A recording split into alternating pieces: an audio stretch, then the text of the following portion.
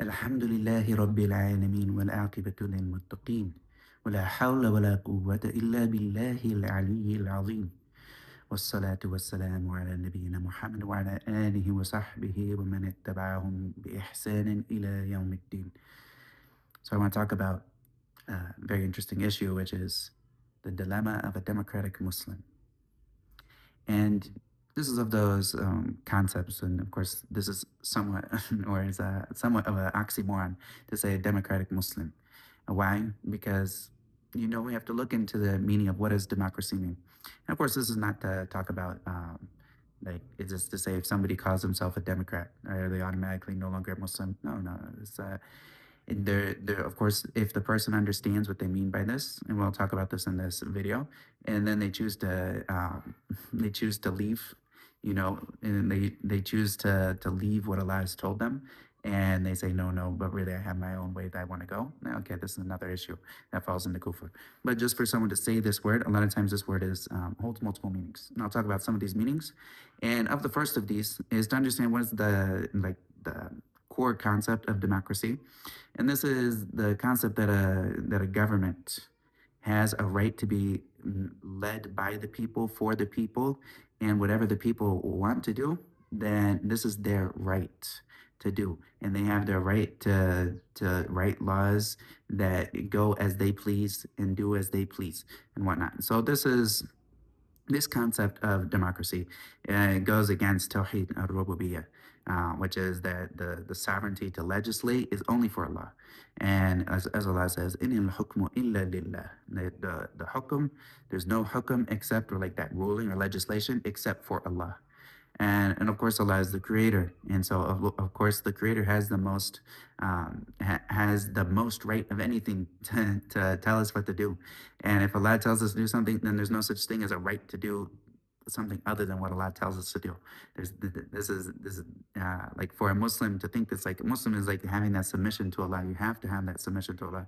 So to think that you have the right to disobey Allah, of course, this is no such thing as a right to disobey Allah. Of course, if you do this, will Allah let you go on your path in this dunya? Possibly, and this is even worse, that Allah lets you go down this road, because this is Him doing istidraj, like letting you fall into the sin until He'll punish you completely for it at the end of it, instead of stopping you from it, which would be much better, so that you don't get that full punishment, and so that you have the chance to make tawbah before one passes away. And we seek Allah's refuge from that. But this is important that we understand that this idea of democracy goes against Islam, and it goes against the core tenets of a person, and that we believe if Allah tells us to do something, we have to do it. If Allah tells us that there are certain hudud, and this is clear, and it's clear cut in Islam that there's certain hudud, and that there's certain rights for people, that the inheritance is broken apart in a certain way, that families are run in a certain way, and that there's a certain procedure for how families get married, how they get like how a husband and wife, if they were to get divorced, how many people the one person can marry, the waiting period after someone gets divorced or after someone passes away. All of these things are detailed in the Qur'an and the Sunnah, and in the consensus of the Ummah. And when we look at these things, we see that Allah has given us guidance for all of this, and there's no right for us to go against this. And the people, we as the people, do we have a right to disobey Allah if we claim this is a terrible thing, for someone to go down this road? And this ultimately comes down to jahd. Like for someone, if someone were to say, and they talk about this in fiqh, like if someone were to say that, you know what, I have the right to not pray. This person's no longer a Muslim. Even if he prays, yeah, you pray. And you think that you have the right to not pray. Like, this is my right to either pray or not pray. You think that this is your right? Like this person, he can pray all the way to the end of until he passes away. This person's a kafir. Like, you don't have a right to disobey Allah. Like, this is not a right that someone can have. And if you got all the people all together, and you got all of these people together, and they all came together and disobeying Allah, doesn't make it any better. just because you have a group or you have the majority. So this is very important. And of course, all the laws that we do and all the governance, it has to fall under the Sharia. Like it has to fall under that. Of course, there's issues like in details that there's nothing plain from the Sharia that tells us do this or do this. And this, this is open to ijtihad and people can look at it. And the main point is that with all of the governance that happens in a ruling society and whatnot, as long as it doesn't, as long as it establishes what is called from the Sharia and doesn't go against anything in the Sharia and falls within the general concepts of the Sharia, then this is great. And of course, like if there's difference of opinion from this madhab to another madhab, or from this scholar's view to another scholar's view, and they take one of the scholar's view, there's no problem. Like this is ultimately within the realm of the Sharia, and this is the best thing. And of course, anything other than this is a type of kufr, like for someone to establish this. So one extreme that sometimes people will do is they will say anyone who claims or anyone who even participates in a democratic society, such as they let their voice be heard within the democratic society, like they're living over in America, they're living in some place where they can vote on something, and they look at this thing and they vote for something. Just the voting itself, sometimes people will say this is kufr. All right. And well, me, like personally, I don't vote. I don't get involved in this. I have no point to do that. And I'm like not even in a place to go vote overseas, and I don't really care. But if someone were to vote, then does this thing necessitate kufr for this person? If this person believes that they have the right to legislate, and they believe that they're partaking in their right of legislation, then in this case, yeah, this is a type of kufr. Of course, after the hajj has been established, then this would be kufr for this person. But if this person was merely trying to lessen the amount of harm that he is having in the society, let his voice be heard that I don't want this kind of harm to come to the society, and I have this option or this option, and I would rather choose this option, then in this case, it can't. He is not choosing this out of a belief that he has the right to legislate, but rather he's choosing this as a point of trying to push people towards what's good with whatever means that are necessary. And is this a good thing to do, or is it a bad thing to do? Like this, like for the most part, it doesn't do too much for us. Like as a Muslim society, we don't hold a huge weight in the West when it comes to some of these laws. But of course, if someone were to do something such as like vote for marijuana to be legalized, for example, as for a Muslim, this is like kufr. Like, how can you vote for marijuana to be legalized? And wallahu musta'an. And so if there's something that's in the Sharia that we have a clear guidance of this, and then you were to vote for the opposite, this is something else. Like this is very bad. Um, and so but there's also another aspect of democracy which is acceptable in the Sharia. And what is this aspect? This aspect is if someone were to have an election for a certain leader.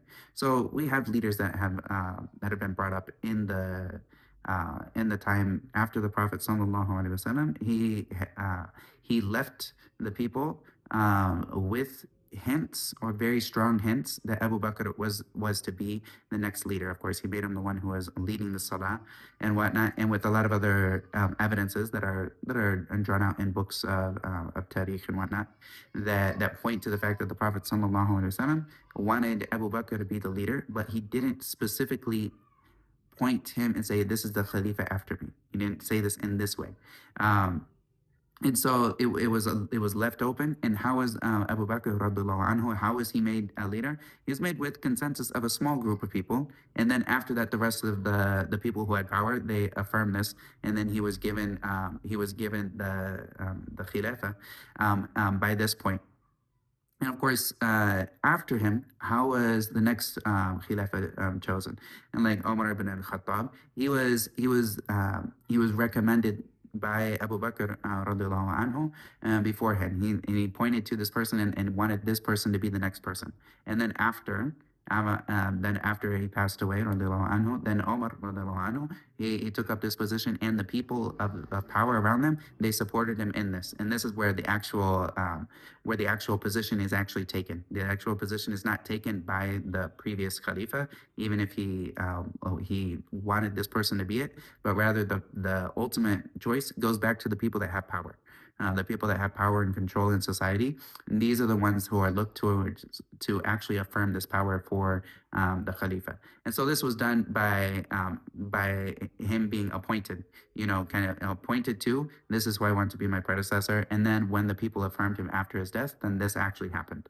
Um, and then this was done differently for Uthman radiallahu anhu, how he was chosen through like a shura of different companions. So we saw like, okay, we can have a group of people that choose someone, and then after this, Ali was chosen by a group of people as well. And so having a leader that's chosen by elections, like of course these elections, they are not specified in the Sharia. So if someone were to have elections and then they were to have a certain leader that's going to be the leader of their group, and of course we need to have a leader, to have these in an election format, this is not something that constitutes kufr, as long as this election is not something that is putting on the table the fact that people can make their own laws for each other. So in this point, if somebody thinks that democracy, which means to them that you would appoint the people who are the ones who represent and actually run the people. This is something that there's a lot of room for this within inside of Islam, and so there's no problem with doing this. And of course, there are some things that are better. Like without a doubt, it's better to have people who are knowledgeable being the ones who actually are making the bigger decisions, and people who are not knowledgeable and whatnot. And having and this, of course, whether it's on a large scale or like whether this is a big decision maker or it's someone who's on a smaller decision maker. Maybe you can have everyone put in their voice in like a small community, but in like a bigger community, maybe we would limit it to only people who are knowledgeable about the situations, and this is something that can be discussed and can be talked about. And could you have, like theoretically, could you have an election for a Khalifa? And then have the Khalifa be elected by the people, and yes, you could have this, like theoretically speaking, there's no problem with doing this. And of course, how someone would become like the leader of the Muslims, it can vary. It can vary in some of these ways that are meant there. But of course, that whoever is the leader, he needs to be leading. He needs to be leading the people according to the. He needs to be establishing the Deen and the Dunya and leading the people according to it. And these are those things. And if he's doing this and he's a person who is chosen by the people, no problem with this. And ultimately, what is the position? His position is ultimately to he's a wakil on behalf of the people, because Allah has told us to establish these particular laws and to establish the deen in this particular way. And the only way that this can really theoretically happen is to have a khalifa. And another interesting thing that sometimes people they will fall off to, they'll fall off the like the bandwagon of Ahl Sunnah wal Jama'ah with, is that they will assume that it's okay not to have a khalifa. First off, like there's ijma' on this issue. Like this is the issue of consensus that many of the scholars have brought this, that there's an issue, there's ijma' and a consensus on the fact that we must have a khalifa. Okay, and we don't have it right now, so we should be working towards it. Like in this case, but this is consensus, and this is of the thawabit ad-din. Like this is not something that is like questionable or debatable. Like this is something that is like it's established. And of course, the wujub and whatnot, and like this obligation is according to ability. So each person that is able to move forward to this, then they're held accountable for what they are able to do. And if they're not able to do it by themselves, then they're held accountable to work with whoever they can to come towards this goal. And this is important. And yes, in this case, yes, you can have like you can have an democratic election style for choosing who is going to be the leader and choosing who are going to be the people that are in leadership roles. This is okay to have, but ultimately, this can never be at the expense of like that. These are the people who have the rights to write laws in opposition to the Qur'an and Sunnah. No, it has to be that they are going to be establishing the Qur'an and Sunnah and the ijma'. In the society, and this is, of course, this is the biggest way of enjoining the good and forbidding the evil. There's not a bigger way of doing this than having a society as a whole that establishes these laws that then points people in this direction.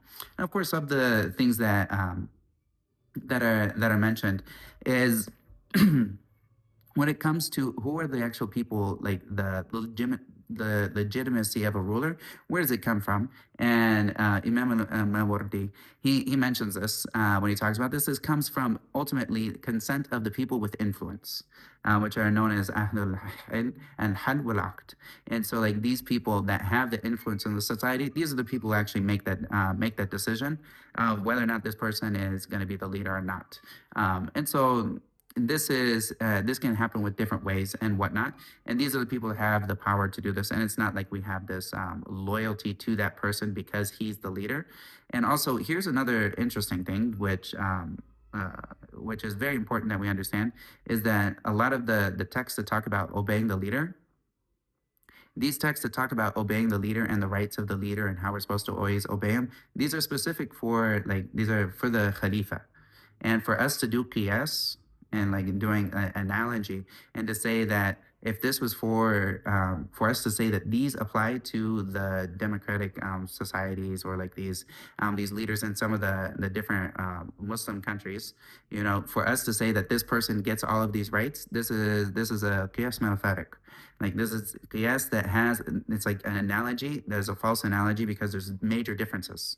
And so this is very important that someone keeps this in mind. You know, like when we compare one of these countries that is not necessarily a Khalifa, and especially if they say that they're not Islamic, you know, like they're like, we're not ruling by Islam. Okay, you're saying there's, then don't give them the rights of the same person. Yes, we deal with them in a way that is suitable, that we can, what is in our ability to do for the enjoying the good and forbidding the evil. We do what we can, you know. And if we're mukrah in some ways, then this obligation falls to the point, falls off of us to the amount that we're actually mukrah, like that we're coerced, or that we have no power to change this. But to say that they are wali al-amr, this is something, it's a qiyas mafarik, and this is important for people to understand. And this, so we have, going back to the democratic Muslim dilemma. So if we were to say that democracy means that we can have like choices by the people, for the people, of who they choose to establish the deen in the dunya, and to lead the people according to this, there's no problem with this. But if we say that this is the choice of the people, the right of the choice of the people to choose what they wish to choose for themselves, and they have this right as an inherent right, then this is a problem. We have a problem. This is this type of kufr, because ultimately we go back to Allah when it comes to these rights. Now, one last thing to talk about is, occasionally people will get in a debate with democratic societies. What do we tell them? We say, what if you guys, you have this idea that the government should be by the people, for the people, blah blah blah blah blah. Okay, what if the majority of the people are Muslims? Yani Muslim is someone who submits to Allah. If they're Muslims, then they submit to Allah and they would establish Islam. You know, okay, so we have this, as Muslims, they establish Islam, and the majority of the people, they decide that they want Sharia. All right, is this not the right? In a conversation or a debate, we can say this, and this makes totally sense, and it establishes ourselves. And of course, if they say, okay, you have no right to establish the Sharia democratically, you mean like that all the people agree that we want Sharia, and so we put it into Sharia, and this is for the debate's sake.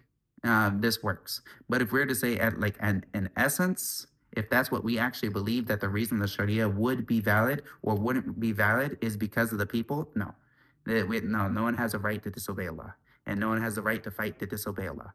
And so this is one thing to keep. There's a difference between the debate and the way that we would debate with somebody about holding up our beliefs and the things that we might say in response for a debate, as opposed to the actual beliefs that we as a Muslim have to have.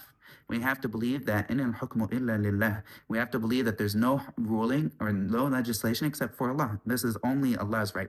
And this is, as a Muslim, we have to believe this. But if we're going to go into a debate with someone and we want them to leave us alone, like, of course, the democracy, they have their own they have their own agendas that they want to spread across the whole world, and they hate Islam, and they hate anything that becomes Islamic. Anything that becomes Islamic, they think automatically they go to war with someone for becoming Islamic, even though in the name of women's rights, even they don't care that all of the women that were killed because of these wars that they created, and all of the women who were raped because of all the wars that they created. But if someone says that, okay, women will have this limitation here or this limitation here, or they need to dress modestly, or there's going to be Islam established in the society, then all of a sudden they go bonkers and they say no women's rights and blah blah blah blah, all these other rights.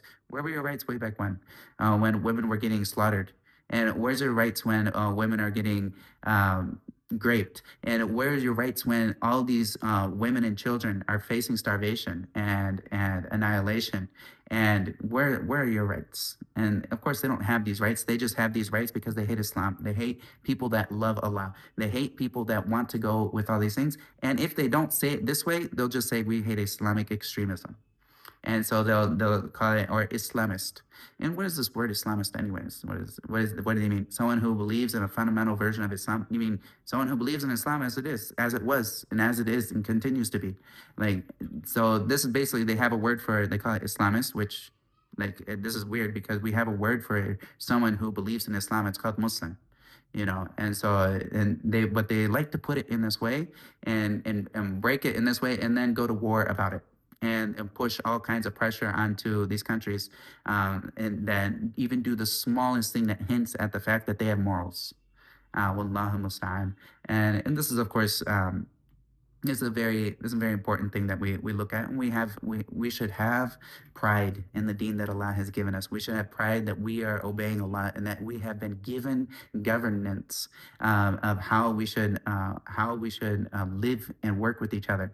And this is something that like as a Muslim, we should never feel that we are inferior in any way, shape, or form. Like ultimately, like the people who established democracy, they studied Islamic law beforehand. Like in the French, when they were first learning how to write their laws and whatnot, they were heavily influenced by Maliki fiqh.